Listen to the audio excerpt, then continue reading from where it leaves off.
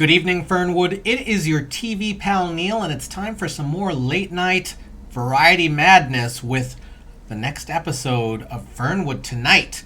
If you're just seeing my face for the first time, I have reacted to every episode of Mary Hartman, and we are continuing that tradition with Fernwood Tonight. We are watching today Episode 8 from July 12th, 1977. And yesterday we got to know Barth Gimbel a little better. He was angry at the Fernwood Courier, or as he calls it, the local fish wrapping, because they suggested that he left Miami due to a payola scandal. We brought on another rocket to stardom with young Lisa Martin, who sang "Let Me Entertain You" and did some tap. Then Barth brought her up for an interview and asked her to demonstrate some of her exercises and was startled to see the splits.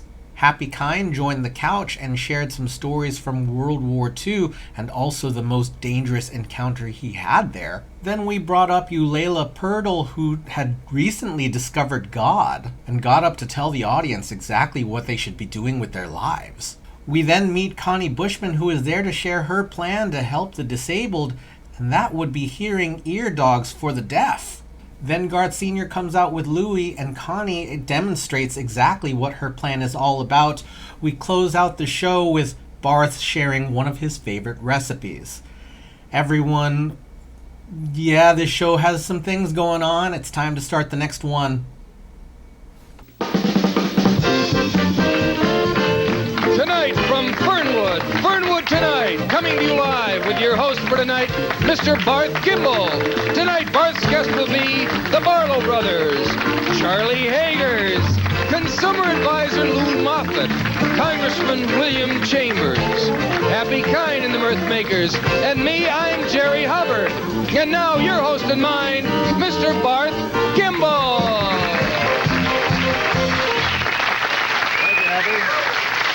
Thank you. Thank you. Good evening and welcome to yet another half hour with Fernwood's most interesting people, at least one of them. Thank you. We're talking about the cream of the toast at the top of the town. Last night, incidentally, I responded to some gossipy lies printed about me in the Fernwood Courier, and I thought that my response would put that gossip to rest, but no. Apparently, it didn't, not as evidenced by today's issue. Frankly, It's always been my feeling that when you stoop to reply to every little gossipy lie that starts when you really make it big, that's going to be all over the place, people telling this, people telling that, you're just operating on their level. So I will not stoop to gossip about editor Tom Pickwick.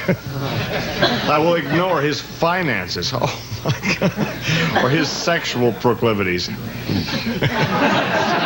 So my only recourse is to say that I respect the Courier's freedom of the press, and they must respect my freedom of the use of television, which is, of course, the most powerful medium of communication ever devised.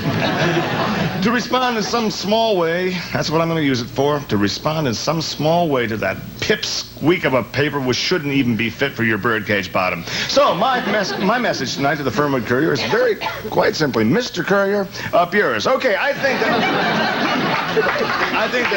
that says it, and I think we can get on with the entertainment, okay? Our first guest tonight is a man whose wife needs no introduction to most of you, but who's maybe just a little bit obscure himself. So I'll have to tell you his name. His own wife got the show business bite, must have in turn bitten him pretty hard because he seems to have caught it too.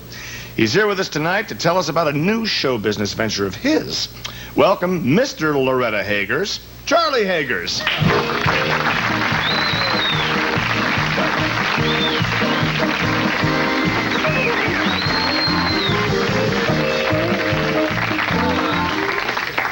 Charlie Hagers, what have you got up your sleeve?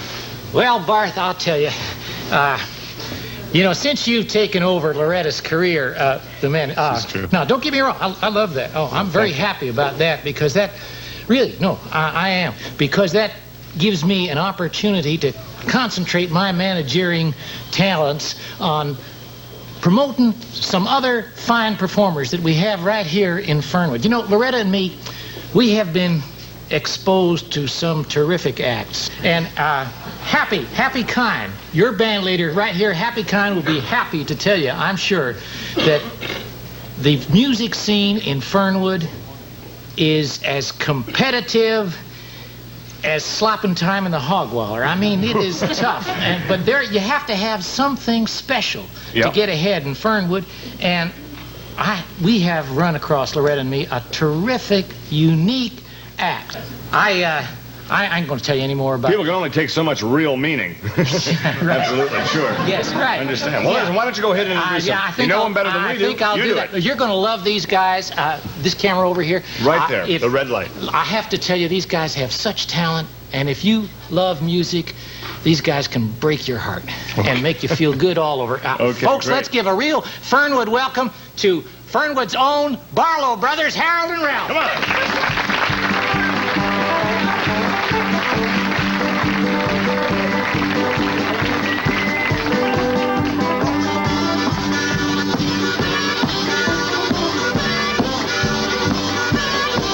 If you got the time, come on and jump and shout. If you feel the rhythm, come on and feel it out. Stand up and stomp your feet. Shake the ground, shake the ground. You can shake it in the street. Shake the ground, shake the ground. Mama, don't you lose a beat. Shake the ground, shake the ground. Come on, people, get off your seat. 1, 2, 3, 4.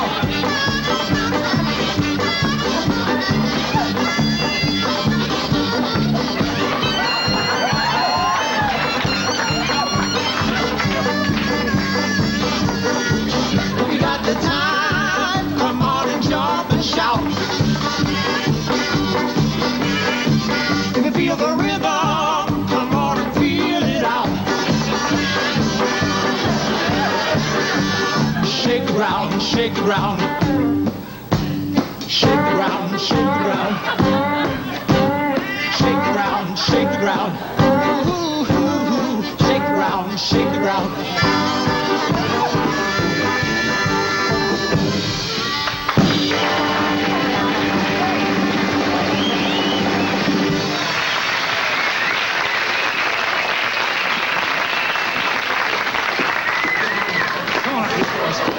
You done fine, fellas. I'm real proud. Thank you, Charlie. It's nice to meet you, sir. You guys really got it together.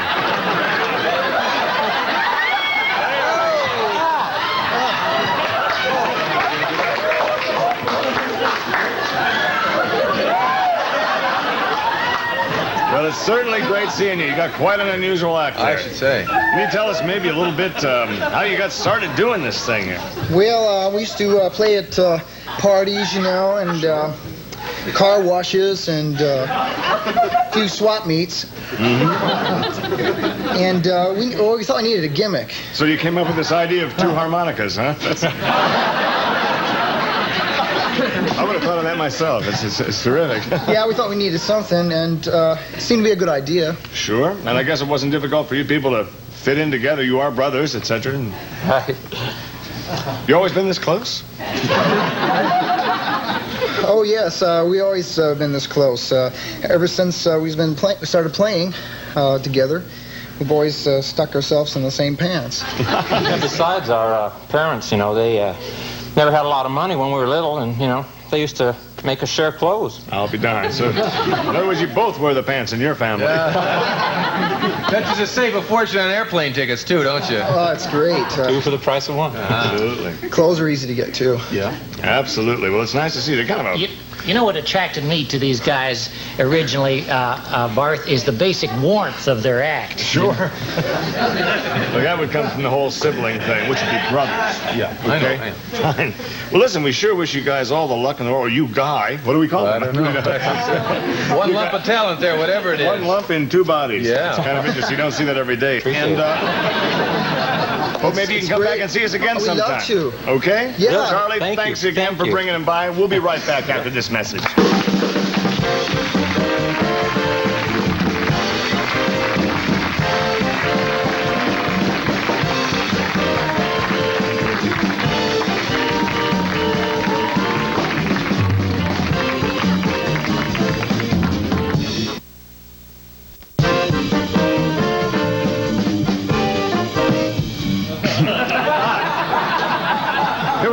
again, and our next guest is a gentleman who I don't think is any stranger to anyone. He's been here before.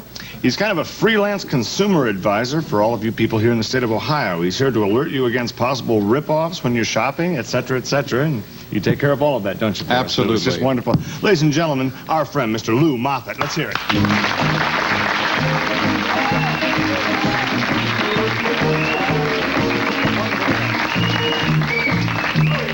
Lou, very quickly, what have you got for us today? Well, I've been investigating the music business, Barth, and I found something absolutely deplorable going on in the record business today.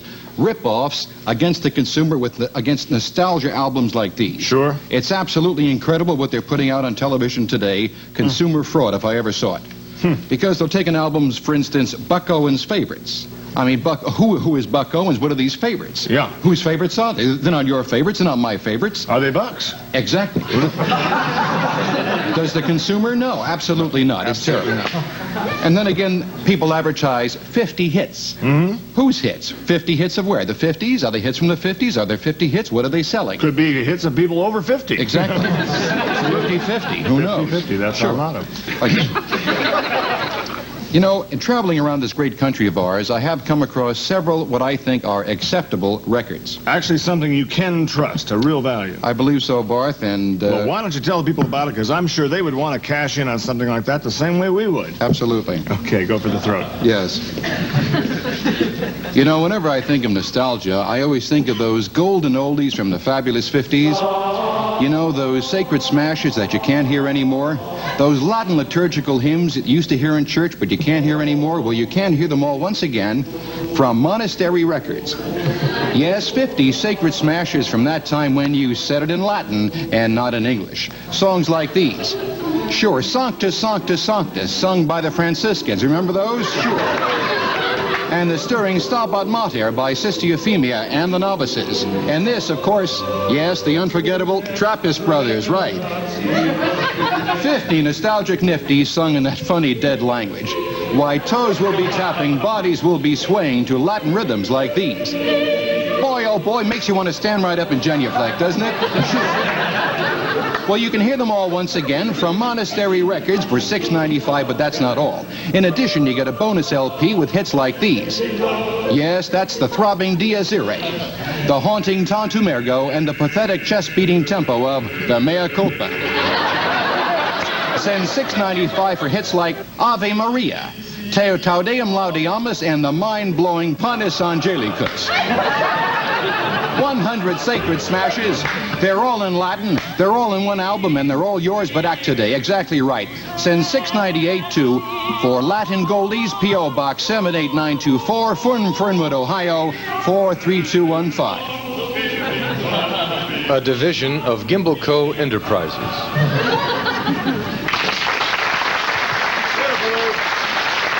Beautiful. We'll be right back after this important word. Stay with us.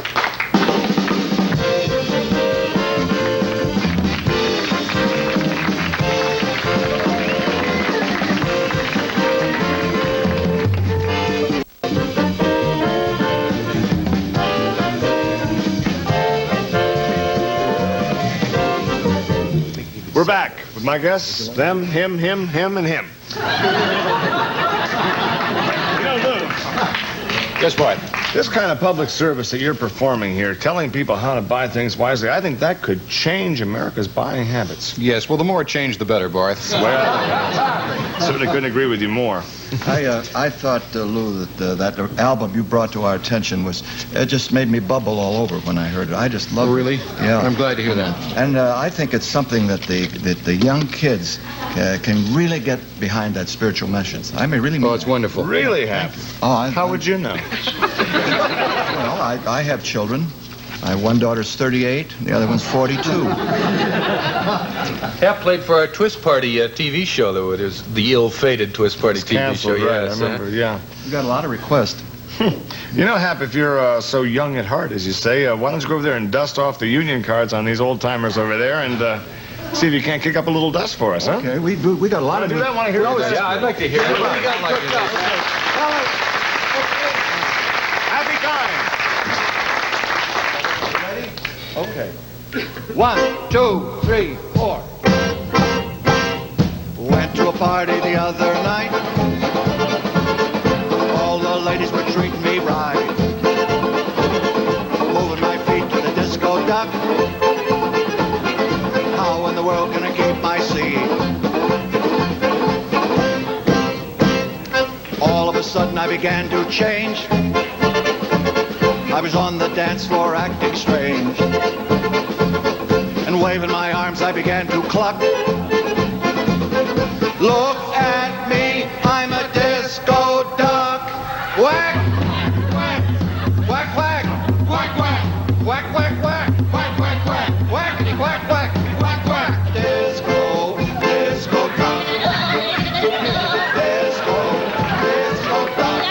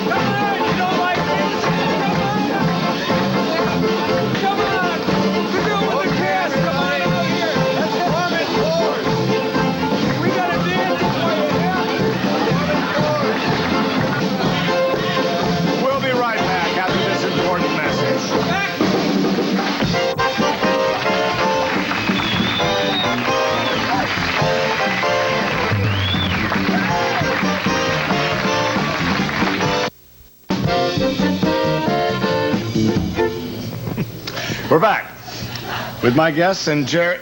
Jerry, the camera is on you. If you'd like to straighten up and maybe do your own job. Go ahead. Don't let me hold you up. But you don't really need me to conduct some interviews. You're doing a pretty good job by yourself. Oh, Jerry, that's not fair. I'm not being unfair. Sometimes I feel like kind of a fifth wheel sitting here. No, that's not true. I need you. I think everyone out there likes Jerry. You're the pilot, I'm the co-pilot, but I'm not getting that. Come on.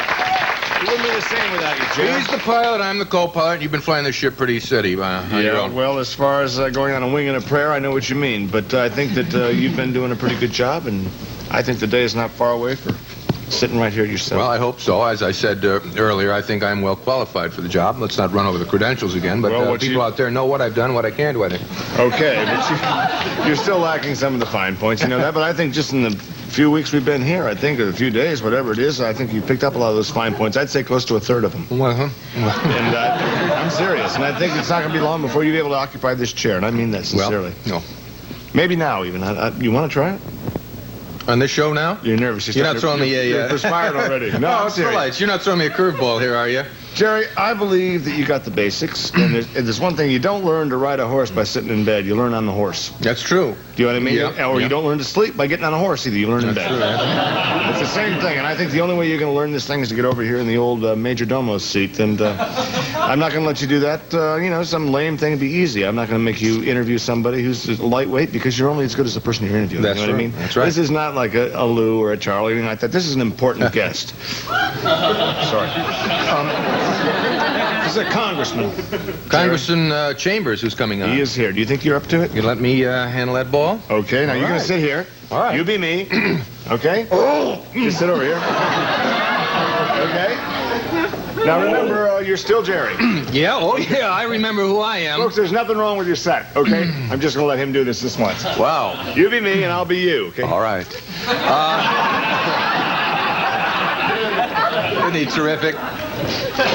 You know, seriously though, the public may never be completely satisfied with the findings of the federal commissions on the assassination attempts of some of our top political figures. A lot of questions are still unanswered, and you know there are many Americans who to this day feel that there's some conspiracy which is being covered up by some federal agencies like the FBI and the CIA. Our next guest is on one of the special panels currently investigating this conspiracy theory. He has some important new information for us. Please welcome, if you will, to our panel, Congressman William Chambers.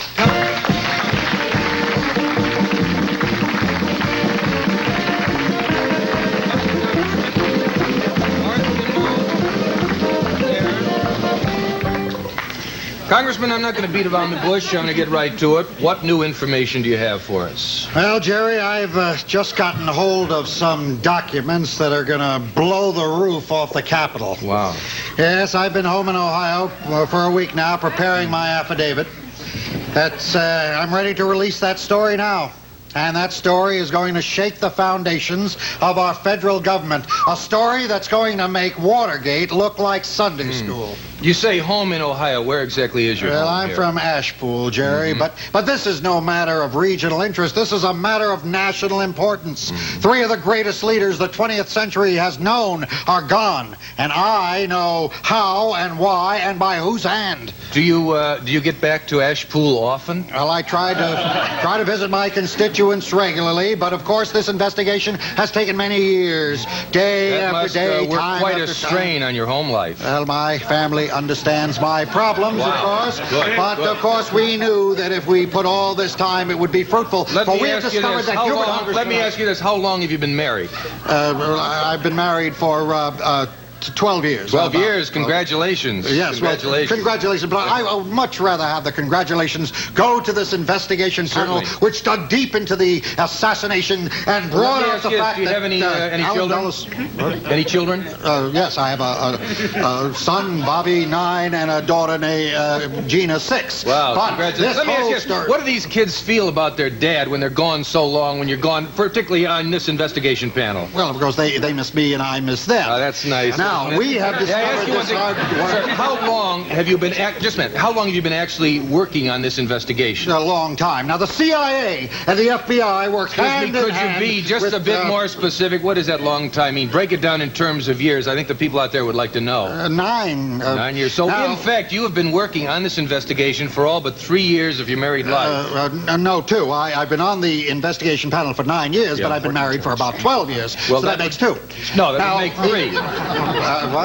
It makes 3. You said you've been married 12 years. Well? Now, wait a second. Let's get this straight. You said you've been investigating for 9 years and you've been married for 12 years. Well, I didn't say exactly 12. Yes, you did. No, I didn't. Yes, you did. No, I didn't. Yes, you did. All right. Wait a minute. This is silly. Wait a minute. We're getting off the track here. The important thing is this. You say you've been investigating for 9 years, but you've been married for about 12 years. Right. Now, okay. Hubert Humphrey and Lyndon Johnson together. You know what that music means? It means we've run out of time, and it's time to move on towards the end of the show. But thanks so much for coming on and sharing this information with us. Bart, back to you. I think that tells the story right there. We've got a whole story here.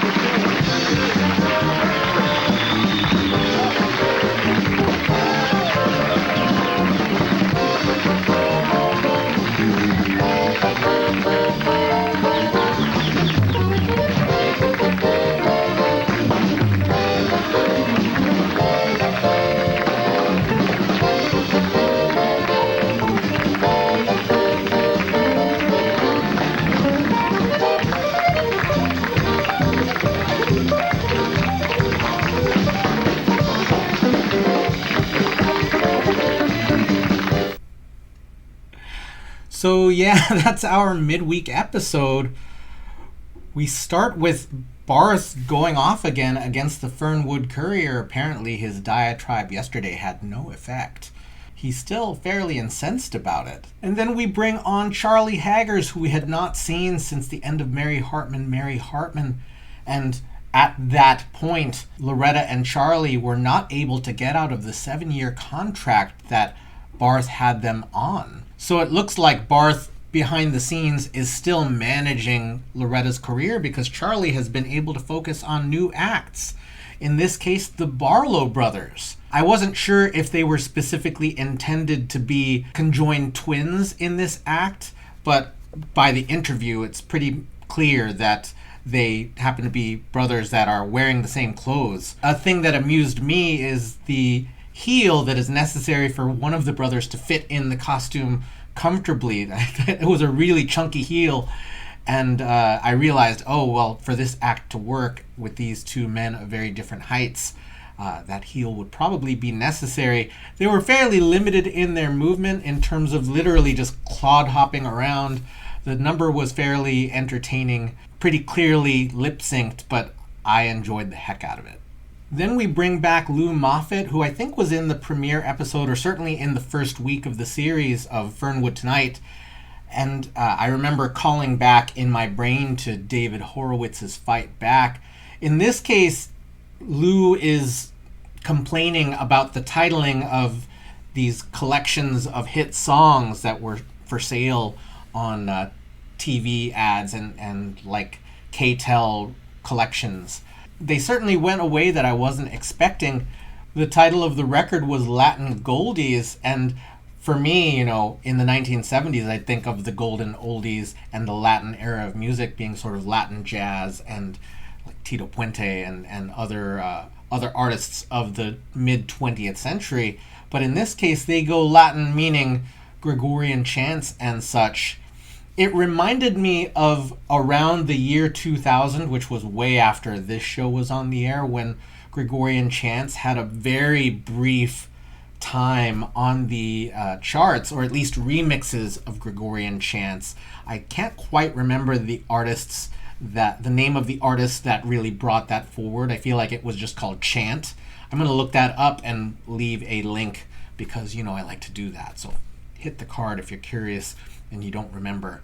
Then Happy Kine pops down to talk about how that Gregorian chant music would be really appealing to his kids, 38 and 42. And then he joins the band again to do another hit song. In this case, the parody, the inescapable parody, Disco Duck, which was everywhere. And I was a child, so at that time that this show was on the air, and this was something that I just really adored as a kid. And it doesn't necessarily survive really well as a song. I feel like people really don't remember it. But there was a video by Todd in the Shadows that covered the entire history of Rick Dees and specifically Disco Duck. To say I was tickled would be an understatement. Hearing this version, I don't know how a modern viewer could view this parody of this parody. It's such a meta moment in a way. And like, it's not meta in terms of the storytelling, but like that Happy Kine would be taking Disco Duck and performing it in his sort of polka-ish manner. It makes a sense that I don't think makes sense.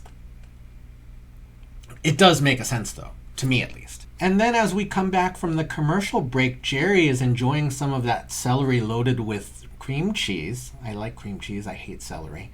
This turns into an exchange between him and Barth about being needed on the show, and thus Barth offers Jerry the chance to take the main couch, right? Take the big couch and do the final interview, which is not a lightweight interview at all. We bring up Congressman William Chambers, who is there to talk about the conspiracy theories rampant at the time. My brain immediately went to John F. Kennedy, Martin Luther King, and Bobby Kennedy, who were all assassinated in the late 60s and who were still on the minds of folks. I feel like, at least in my memory, as a 6-year-old at the time, I don't think I was aware of any assassinations in the 70s.